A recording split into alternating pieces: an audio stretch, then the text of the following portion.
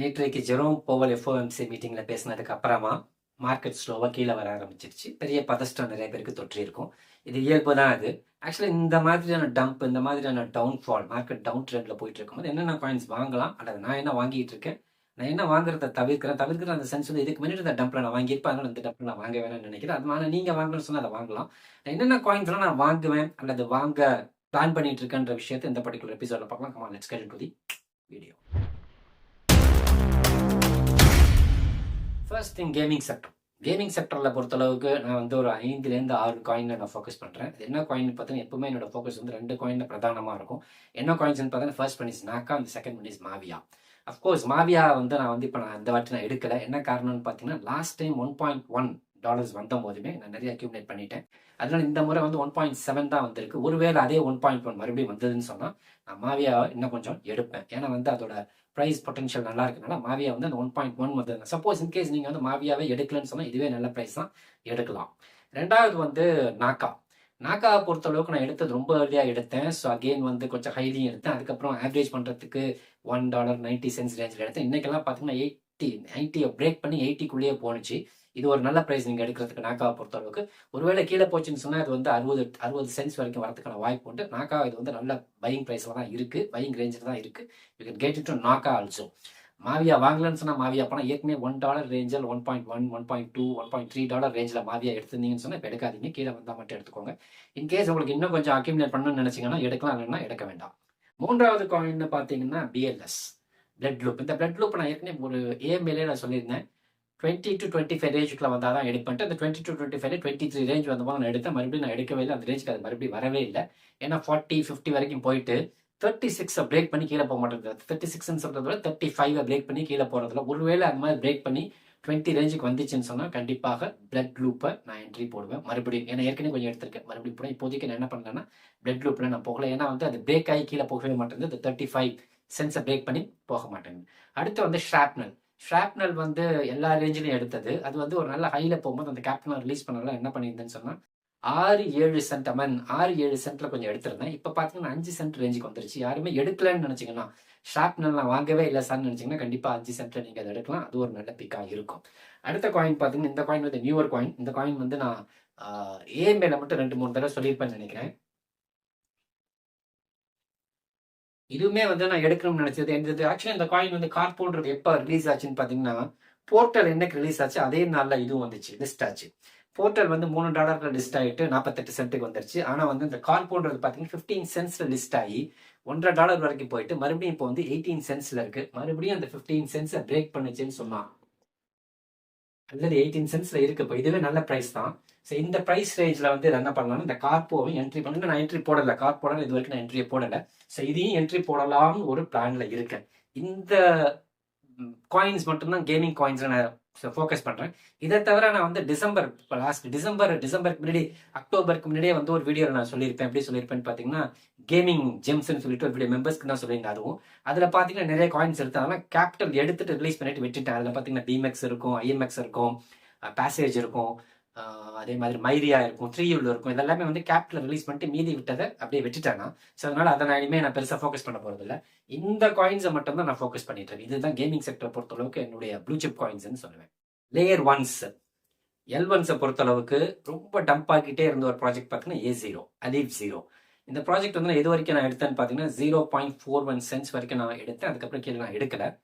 நேற்றைக்கு ஒரு அப்டேட் வந்துச்சு. என்ன அப்டேட் வந்துச்சுன்னா, சில கவர்னன்ஸ்லாம் வரப்போகுது. அதாவது ஆகஸ்ட் 23லேருந்து ஒரு 7 நாளைக்கு வைக்க போகிறாங்க. அதில் என்ன கொடுக்குறாங்கன்னா 400லேருந்து 700 மில்லியனுக்கு அந்த சப்ளையை வந்து கேப்ட் சப்ளை, மேக்ஸ் சப்ளையை கொண்டுட்டு வர போகிறோன்றது ஒரு நல்ல விஷயம். அது ஏன்னா வந்து கேப்ட் சப்ளைன்னு வந்துச்சுன்னா அதுக்கு மேலே சப்ளை இன்க்ரீஸ் ஆகாது. ஸோ அதனால தான் இப்போ பம்ப் ஆகிட்டு இருக்கிறது. இந்த 3, 5 அந்த 4 ரேஞ்சில் எடுத்துருந்தீங்கன்னு சொன்னால் மிக நல்ல ஒரு சாமர்த்தியமான ஒரு விஷயம்.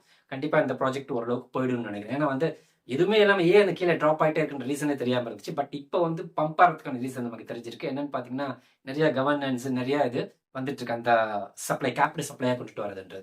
ரெண்டாவது ட்ரையாஸை பொறுத்த அளவுக்கு நான் இப்போ வந்து ஆட் பண்ணலை, நான் எடுக்கவே இல்லை. என்ன ரீசன் பார்த்தீங்கன்னா, நான் வந்து 2 முறை எடுத்தேன் ட்ரையாஸை. ஃபர்ஸ்ட் எடுக்கும்போது என்ன ரேஞ்சில் எடுத்தேன்னு 2.8 ரேஞ்சில் எடுத்தேன். அது வந்து கூகாயினில் பிரச்சனையாகி வெளியில் வந்து STயில் கொண்டுட்டு வரும்போது 2.8 வரைக்கும் ட்ராப் ஆச்சு. MEXயில் வரும்போது அப்போ நிறைய எடுத்தேன். அதுக்கப்புறம் ரீசெண்டாக 1.5 மந்த்ஸுக்கு முன்னாடி பார்த்தீங்கன்னா ஒரு 4.5 4.3 ரேஞ்சுக்கு வந்துச்சு ட்ரயாஸ்.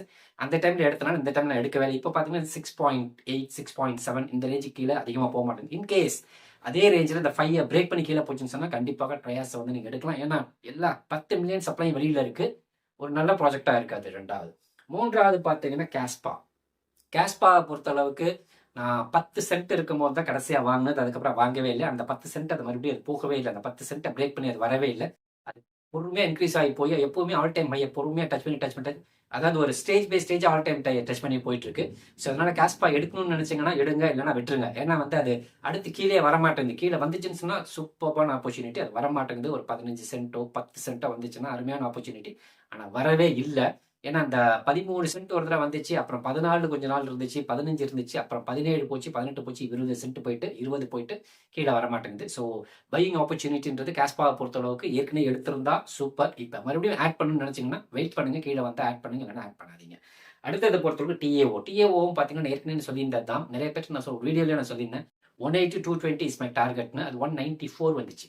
194 அந்த டைம் எடுத்தது தான். அந்த டைம் கூட எடுத்தேன்னா பார்த்து 211 நான் தான் எடுத்தேன். அதுக்கு கீழே எடுக்கல. ஸோ அதனால இந்த ப்ராஜெக்ட்டை பொறுத்தளவுக்கு அந்த ரேஞ்சுக்கு மறுபடியும் வந்தால் மட்டும்தான் எடுப்பேன். இப்போ நான் எதுவுமே அதை பை பண்ணல. அதனால ஏற்கனவே பை பண்ணது இருக்கிறனால அதை எடுக்கல. சப்போஸ் இன்கேஸ் நீங்கள் அதை பையே பண்ணலன்னு சொன்னால், சப்போஸ் லோ ரேஞ்சுக்கு வந்துச்சுன்னு சொன்னால் யூ கேன் பை.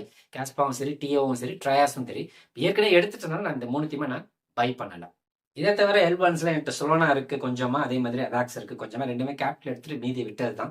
ஸோ அதனால அதை அப்படியே விட்டாச்சு. அதனால அதை பதிக்கு நான் கை வைக்க போறது கிடையாது. L2s லேயர் 2ஸை பொறுத்தளவுக்கு ஏற்கனவே நான் சொல்லியிருந்தேன். லேயர் 2ல வந்து மேட்டிக்கும் ஐஎம்எக்ஸ் வந்து நான் வச்சிருப்பேன்னு சொல்லிட்டு, அஃப்கோர்ஸ் ஐஎம்எக்ஸ் நான் கேபிட்டல் எடுத்துட்டேன். மேட்டிக்ஸ் வந்து ரொம்ப நாளாக இருக்கனால அது என்கிட்ட கொஞ்சம் இருக்கு. இதை தவிர நான் எடுத்தது பார்த்தீங்கன்னா இந்த இதுவும் நான் சொல்லியிருந்தேன் டெக்டம்ன்ற ப்ராஜெக்ட் டிஇடி. நான் இப்போ ரீசெண்டாக அதை ஆட் பண்ணலை. ஏன்னா இதுக்கு முன்னாடியே பழைய டெம்ப்ல நான் ஆட் பண்ணிட்டேன். ஒரு மாத இடைவெளியில் இருக்கும்போது பார்த்தீங்கன்னா $5 பக்கத்தில் வந்துச்சு. அதனால அந்த டைமில் கொஞ்சம் டெக்டம் ஆட் பண்ணேன். இப்பயும் பார்த்தீங்கன்னா $6 6.1 6.2ல இருக்கு. அதை 6 பிரேக் பண்ணி கீழே வந்துச்சுன்னு சொன்னால் யூ கேன் ஆட் டெக்டம் ஆல்சோ. பிகாஸ் அதுவும் வந்து 10 மில்லியன் சப்ளைல இருக்கக்கூடிய காயின். ஓரளவுக்கு நல்ல ப்ராஜெக்ட் அது. ஏன்னு பார்த்தீங்கன்னா சாஃப்ட் நோட் ஒரு டெக்னாலஜி வச்சிருக்காங்க. அதுவுமே வந்து சடனாக பம்ப் ஆகி மேலே போயிடும். அதனால 2வது இப்போ ஆட் பண்ணணும்னு நான் நினைக்கிற ப்ராஜெக்ட் என்னன்னு பார்த்தீங்கன்னா பிபிங்கிற ப்ராஜெக்ட், பவுன்ஸ் பிட்னு ஒரு ப்ராஜெக்ட். இதுவும் பார்த்தீங்கன்னா பிடிசியோட லேயர் 2வா இருக்கு. நான் ஆக்சுவலாக வந்து டெக்டமும் பிடிசியோட லேயர் 2ன்னு சொல்லுவேன். அதே மாதிரி பவுன்ஸ் பிட்டும் பிடிசியோட லேயர் 2ன்னு சொல்லுவேன். இது வரைக்கும் நான் ஆட் பண்ணல. But I'm waiting for an opportunity to add இந்த பிபி பவுன்ஸ் பிட்ன்ற ப்ராஜெக்ட். பிபின்ற டிக்கர்ல இருக்கும். இன்னும் ஆட் பண்ணவே கிடையாது. ஏன்னா என்னோட ரேஞ்சே வரணும் அப்படின்றத இப்போ 36 சென்ட்ல 37 சென்ட்லேயே இருக்கு. நான் 25 சென்ட் 20 சென்ட்டுக்கு வந்துச்சுன்னா ஆட் பண்ணும், இல்லாட்டி வேண்டாம் அப்படின்ற முடிவில் வச்சிருக்கேன். இது வரைக்கும் நான் L2ஸ்ல ஐ ஹாவ் ஐஎம்எக்ஸ், மேட்டிக் இருக்கு, அதே மாதிரி வந்து டெக்டம் இருக்கு. பிபின்னு ஆட் பண்ணலாமா வேணாமான்னு யோசிக்கிறேன். ஆர்டபிள்யூஏ அஃப்கோர்ஸ் ஆர்டபிள்யூ என்னன்னே தெரியும். எங்கிட்ட வந்து ஒரு 3-4 காயின் ஆர்டபிள்யூல வச்சிருக்கேன். ஏற்கனவே அதே தான் இன்னும் மெயின்டைன் பண்றேன். ரியோ அது வந்து ஒரு சூப்பர் ஆப்பர்ச்சுனிட்டி. எப்போ கிடைச்சிச்சுன்னு பார்த்தீங்கன்னா 88 சென்ட்ஸ் வந்துச்சு ஒரு 15-20 நாளுக்கு முன்னாடி. அந்த ஆப்பர்ச்சுனிட்டி ஒரு பியூட்டிஃபுல் ஆப்பர்ச்சுனிட்டி. இப்போ அந்த ஆப்பர்ச்சுனிட்டி நோக்கி மறுபடியும் வருதுன்னு நினைக்கிறேன். அப்படி வந்துச்சுன்னு சொன்னால் ஆட் பண்ணுங்க. ஏன்னா அந்த டைம்ல நான் ஆட் பண்ணிட்டேன். இப்போ நான் ஆட் பண்ணல. $1 பிரேக் பண்ணி கீழே வரட்டுன்னு வெயிட் பண்ணிட்டு இருக்கேன். இப்போ 1.08 1.07 இருக்கு. ஏற்கனவே என்கிட்ட இருக்கிறனால ரியோ ஆட் பண்ணேன். இன்கேஸ் உங்ககிட்ட ரியோ இல்லைன்னு சொன்னால் இது நல்ல ஆப்பர்ச்சுனிட்டி தான். கொஞ்சம் கொஞ்சமாக கிராஜுவலாக பை பண்ணிட்டு எடுத்துக்கோங்க. 2வது NXRA அலையன்ஸ் பிளாக். இந்த அலையன்ஸ் பிளாக் NXRA பொறுத்தளவுக்கு நான் இப்போ ரொம்ப நாள் முன்னாடி எடுத்தது. ரொம்ப ரீசெண்டாக இப்போ எப்போ எடுத்தேன். இந்த போன ட்ராப்பும் போது என்ன பண்ணுச்சுன்னு பார்த்தீங்கன்னா 0.058ல வந்துச்சு. அந்த டைம் கொஞ்சம் ஆட் பண்ணேன். இப்போ ரீசெண்டாக அதுக்கு ஒரு அப்டேட் வந்திருக்கு. என்ன அப்டேட்னு பார்த்தீங்கன்னா அந்த அலையன்ஸ் பிளாக்ல இருக்கக்கூடிய ஒரு ப்ராஜெக்ட், அந்த ப்ராஜெக்ட்ல வந்து ISO 27001ன்ற ஒரு பர்டிகுலர் ஸ்டாண்டர்ட்ஸ் வந்து அது கொடுத்துருக்காங்க. இதுதான் வந்து கிரிப்டோல முதல் முறையாக அந்த ஸ்டாண்டர்ட் வெளியில வருது. அது வந்து NXRA அதில் தான் வருது. ஸோ இது ஒரு குட் அப்டேட், இது ஒரு நல்ல அப்டேட். இதுக்கு அடுத்தது பார்த்தீங்கன்னா எங்கிட்ட LCX கொஞ்சம் இருக்கு. ரொம்ப நாளுக்கு முன்னாடி வாங்கினது. அது கேபிட்டலாம் ரிலீஸ் பண்ணிட்டு விட்டுட்டேன். அது வந்து ரொம்ப நாள் முன்னாடி, அதாவது கிட்டத்தட்ட வருஷ கணக்கில் அதை நான் மெயின்டைன் பண்ணிட்டு இருக்கேன். ஏன்னா டெக்ஸஸ் அல்லது ஒரு எக்ஸ்சேஞ்ச் காயின்ல வந்து அதை தான் நான் வச்சிருக்கேன்னு சொல்லிட்டு. இதுக்கப்புறம் RW நான் ஆட் பண்ணலாம்னு நினைக்கிற காயின்ஸ் பார்த்தீங்கன்னா ஒரு சில காயின்ஸ் இருக்கு. நான் காயின் பேரை மட்டும் சொல்லிடுறேன். ஆனால் வந்து நான் ஆட் பண்ணணும்னு நினைச்சு என்ன பண்ணலாம்னு நான் எப்பவுமே உங்கள்கிட்ட சொல்லியிருக்கேன். ஒரு $10 $20 வாங்கி வைப்பேன். அது மாதிரி வாங்கி வைக்காம விட்டதுனால கொஞ்சம் ப்ரைஸ் பம்ப் ஆகி போயிடுச்சு. அதில் ஒரு காயின் வந்து ட்ரேடு. இதை எடுக்கலாம்னு நினைச்சிட்டு இருந்தேன் ஒரு 50 சென்ட்ஸ் ரேஞ்சில் ஒரு 15 நாளுக்கு முன்னாடி. இப்போ பார்த்தீங்கன்னா கிட்டத்தட்ட $1 அது பம்ப் ஆயிடுச்சு. 1x ஆயிடுச்சு. ஸோ பாலி ட்ரேட்ன்ற டிக்கெட்ல இருக்கும். ட்ரேட்ன்றது 10 இல்லை 100 மில்லியன் சப்ளை நினைக்கிறேன். கிட்டத்தட்ட 60 மில்லியன் இன்னும் வெளியில இருக்கும் சர்க்குலேஷன்ல. இதுக்கு அடுத்து இண்டெக்ஸ்னு ஒரு ப்ராஜெக்ட். இந்த ப்ராஜெக்ட் வந்து 10 மில்லியன் தான் சப்ளை. ஆக்சுவலி வந்து $2 ரேஞ்சில் வந்து எடுக்கணும்னு வெயிட் பண்ணிக்கிட்டு இருக்கேன். ஆனால் இது இப்போ பார்த்தீங்கன்னா $3 ரேஞ்சில் இருக்கு. அதாவது வந்து 2.8 நான் பார்க்கும்போது 2 நாளைக்கு முன்னாடி. ஸோ ஆனால் இது ரெண்டுமே நான் என்ன பண்ணதுன்னா எடுக்கவே இல்லை. எடுத்தால் எடுப்பேன், இல்லைன்னா அதாவது எனக்கு தேவையான ப்ரைஸ் வந்தால் மட்டும்தான் அது ரெண்டையும் எடுப்பேன், இல்லைன்னா எடுக்க மாட்டேன். இந்த NXRA ரியோ 3வது LCX இதை மட்டும் வச்சுக்கிட்டு RWA செக்டர் ஓட்டிக்குவேன். ஏன்னா வந்து இன்கேஸ் RWA நான் போகணும்னு நினைச்சேன்னா இந்த 2 ப்ராஜெக்ட்ல போகலான்ற ஒரு பிளான் இருக்கு. அதுவுமே வந்து எனக்கு சாதகமான ப்ரைஸ் வந்தால் மட்டும்தான் போவேன், இல்லைன்னா போக மாட்டேன். ஏஐ எல்லாருக்குமே தெரியும், 3 ப்ராஜெக்ட். இதுக்கு தவிர ஆட் பண்ணலாம்னு நினைக்கக்கூடிய சில ப்ராஜெக்ட்ஸ். 3 ப்ராஜெக்ட்ஸில் வந்து முதல் TAO ஆல்ரெடி ஆடட். இப்போ மறுபடியும் அதே ரேஞ்சுக்கு வந்தால் மட்டும்தான் ஆட் பண்ணுவேன், இல்லைன்னா ஆட் பண்ண மாட்டேன். 2வது கியூபிக்கு 5015 ரேஞ்சில் வரும்போதும் கொஞ்சம் ஆட் பண்ணேன்.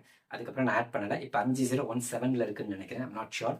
சப்போஸ் இங்கே உங்ககிட்ட கியூபிக்கே இல்லைன்னு சொன்னால் ஆட் பண்ணுங்க. ரிஸ்கி செக்டர் தான், ஆனால் கிடைச்சிச்சுன்னா பெரிய லெவலில் கிடைக்கும், இல்லைன்னா விட்டுருங்க. 3வது பேஸ்ட் ஏஐ. அதுவுமே வந்து ஃபர்ஸ்ட் ஸ்டார்டிங்கில் நான் வீடியோ போடும்போது அது $2.8 $3 ரேஞ்சில் இப்போ இருக்கிற ரேஞ்சில் தான் இருந்தது. அதனால் அங்கிருந்து $12 போகும்போது கேபிட்டலாம் ரிலீஸ் பண்ணிட்டு விட்டது. அது 3க்குமே இந்த 3 ஏஐமே நான் ஆட் பண்ணலை. மறுபடியும் எப்போ ஆட் பண்ணுவேன்னு பார்த்தீங்கன்னா டிஓவை இன்கேஸ் 200 உடச்சிச்சுன்னா ஆட் பண்ணுவேன். கியூபிக் மறுபடியும் அந்த 50லேருந்து 15 உடச்சிச்சுன்னா வாங்குவேன். பேஸ்ட் வந்து $2 ரேஞ்சுக்குள்ளே வந்துச்சுன்னு சொன்னால் வாங்குவேன், இல்லைன்னா அதுக்குள்ளே போக மாட்டேன். இதை தவிர வந்து ஏஐயை பொறுத்தளவுக்கு நிறையா இருக்குது. பட் ஆனால் I'm not sure how they will perform. அதை பற்றி இன்னொரு வீடியோவில் தெளிவாக உங்களுக்கு சொல்லிடுறேன். கடைசி எக்ஸ்சேஞ்சஸை பொறுத்தளவுக்கு, அதாவது டீசென்ட்ரலைஸ் எக்ஸ்சேஞ்சை பொறுத்தளவுக்கு நான் ஒரே ப்ராஜெக்டில் தான் கான்சென்ட்ரேட் பண்ணுறேன். நிறைய எக்ஸ்சேஞ்சஸ் இருக்குது. எக்ஸ்சேஞ்சஸ் லைக் ஆர்கா, அதாவது இதில் சொலோனாவோட எக்ஸ்சேஞ்ச், ஆர்கான் ஒரு எக்ஸ்சேஞ்ச் இருக்குது, ORCன்ட்டு. அதே மாதிரி வந்து ஏரோட்ராம் இருக்குது பேஸுக்கு. ஸோ இது எல்லாத்தையும் விட நான் எந்த பர்டிகுலர் ப்ராஜெக்டில் கான்சென்ட்ரேட் பண்ணுறேன்னு பார்த்தீங்கன்னா சேஞ்ச் ஃபைனான்ஸ் XCHA. நல்ல பையிங் ரேஞ்சில் தான் இருக்குது. அது 7 சென்ட்ஸ்க்கு வந்துருக்கு. இன்கேஸ் இந்த 7 சென்ட்ஸை பிரேக் பண்ணிச்சுன்னு சொன்னால் சூப்பரான பையிங் ப்ரைஸ் வாங்க. ஓரளவுக்கு நல்ல ப்ரைஸ்க்கு இது போகிறதுக்கான வாய்ப்பு உண்டு. என்ன ரீசன்னா வால்யூம் நல்லா இருக்குது அந்த எக்ஸ்சேஞ்சை பொறுத்தளவுக்கு. அது ஒரு அதாவது டீசென்ட்ரலைஸ் எக்ஸ்சேஞ்ச் மாதிரி இருக்காது. பார்க்கும்போது ஒரு சென்ட்ரலைஸ் எக்ஸ்சேஞ்ச் ஃபீல் கொடுக்கும். ப்ளஸ் நிறைய அப்டேட்ஸ் கொடுத்துட்டே இருக்காங்க. ஒன்லி ட்ராபேக் என்னன்னு பார்த்தீங்கன்னா சப்ளை வந்து 800 M இருந்து 1.2 பில்லியனுக்கு சேஞ்ச் பண்ணது மட்டும். ஏன்னா வந்து அதை கை மாறிச்சு. அது 800 மில்லியன்லேருந்து 814 மில்லியன் இருந்துச்சுன்னு நினைக்கிறேன். அங்கிருந்து என்ன பண்ணாங்கன்னு பார்த்தீங்கன்னா 1.2 பில்லியனுக்கு மாற்றிருந்தாங்க. பட் ஆனால் 1.2ல வந்து நிறைய வெளியில் வராதுன்னு சொல்கிறாங்க. இன்ஸ்பைட் ஆஃப் தட் இந்த ப்ராஜெக்ட்டும் ஒரு நல்ல ப்ராஜெக்ட். இதுதான் வந்து நான் இப்போ பை பண்ணிட்டு இருக்கேன். இதை தவிர நான் பை பண்ணுறதுன்னு பார்த்தீங்கன்னா நிறைய இது வாட்ச் லிஸ்ட் தான் வச்சிருப்பேன். எனக்கு பையிங் ரேஞ்சில் வந்தால் மட்டும்தான் வாங்க, இல்லைன்னா நான் வாங்குறது சும்மா அவசரப்பட்டு ஃபோம் ஆகி அவங்க சொல்கிறாங்க, இவங்க சொல்கிறாங்க, இவங்க சொன்னாங்க, அவங்க சொன்னாங்க, இவர் சொன்னார், அவர் சொன்னாலும் வாங்காதீங்க. உங்களுக்கு ஒரு டார்கெட்டை ஃபிக்ஸ் பண்ணி வைங்க. இந்த பையிங் ரேஞ்ச் வந்தால் மட்டும் வாங்குங்க, இல்லைன்னா வாங்காதீங்க. ஏன்னா வந்து கண்டினியூஸாக ஃபாலோ ஆகிட்டே இருக்கும்போதும் டிசிஏ பண்ணும்போது பணம் இல்லாமல் போயிடும். அதனால வந்து நம்ம பையிங் ரேஞ்ச் வர வரைக்கும் வெயிட் பண்ணுவோம். வந்துச்சுன்னா வாங்குவோம், இல்லைன்னா இருக்கிற காயின்ஸை வச்சுட்டு பொறுமையாக ப்ராஃபிட்டை புக் பண்ணி வாங்கிட்டு இருக்கிற மாதிரி பிளான் பண்ணிக்கோங்க. இதை தவிர நிறைய புது ப்ராஜெக்ட்ஸும் பார்த்துருக்கேன். பட் ஆனால் அதெல்லாம் எந்த அளவுக்கு பெர்ஃபார்ம் பண்ணணும்னு தெரியல. நம்ம கண்டிப்பாக அதை பற்றின ஒரு வீடியோ வந்து தெளிவாக உங்களுக்கு கொடுக்குறேன். ப்ளஸ் அதை பற்றின புரிதலும் உங்களுக்கு சொல்கிற மாதிரி நிறையா அப்டேட் பண்ணிக்கிட்டே இருக்கேன். ஏன்னா வந்து நியூ இயர் ப்ராஜெக்ட்ஸில் வந்து நிறையா வந்து திடீர்னு என்ன ஆகுதுன்னு பார்த்தீங்கன்னா பயங்கர அப்நார்மலாக ஃபாலோ ஆகுது. அதுதான் பெரிய பிரச்சனையாக இருக்குது. ஸோ அதனால வந்து சேஃபர் பெட்ஸ்ன்னு சொல்லிட்டு இப்போ நான் போட்டது எல்லாமே ஓரளவுக்கு சேஃபர் பெட்டாக இருக்கிறதுனால இதுக்குள்ளேயே என்னோட ப்ராஜெக்ட்ஸ் காசை வச்சுக்கிட்டு இருக்கேன். ப்ளஸ் வந்து இன்னொரு முக்கியமானது வந்து லோ சப்ளை, அதே மாதிரி லோ கேப்பு, சிமிலர்லி வந்து வெஞ்சர் கேபிட்டலிஸ்ட் நல்லா இருக்கிற மாதிரி அல்லது ஃபேர் லான்ச் இருக்கிற மாதிரி. வெஞ்சர் கேபிட்டலிஸ்ட் நல்லா இருக்கிற மாதிரின்னு பார்த்தீங்கன்னா பைனான்ஸ் இன்வெஸ்ட் பண்ண ப்ராஜெக்ட்ஸை தனியாக ஃபோக்கஸ் பண்ணுங்கள். பைனான்ஸ் VCR இருக்க ப்ராஜெக்ட்ஸ், பைனான்ஸ் இன்வெஸ்ட் பண்ண ப்ராஜெக்ட்ஸ், அதை பற்றி தனியாக வீடியோவே போடுறேன். ஏன்னா பைனான்ஸ் இன்வெஸ்ட் பண்ண ப்ராஜெக்ட்ஸ் ஏதாவது 1-2 பெரிய லெவலில் கிளிக் ஆகி போயிடும். 100-200x ஈஸியாக கிடைக்கிறதுக்கான வாய்ப்பு உண்டு பைனான்ஸ் இன்வெஸ்ட் பண்ணதில். அதே மாதிரி வந்து ஃபேர் லான்ச் காயின்ஸ் கொஞ்சம் உருப்படியாக பாருங்க. ஏன்னா ஃபேர் லான்ச் காயின்ஸ்னு சொல்லிட்டு ஃபேர் லான்ச்சே இல்லாமல் திடீர்னு நம்ம மாற்றுறாங்க. அதனால ரொம்ப கேர்ஃபுல்லாக அதை அனலைஸ் பண்ண வேண்டியிருக்கு. ஸோ இதெல்லாம் வந்து இன்னொரு எபிசோடில் தெளிவாக அடுத்த எபிசோடில் தெளிவாக உங்களுக்கு கொடுத்துட்றேன். அன்டில் தென் பை ஃப்ரம் புகழ்.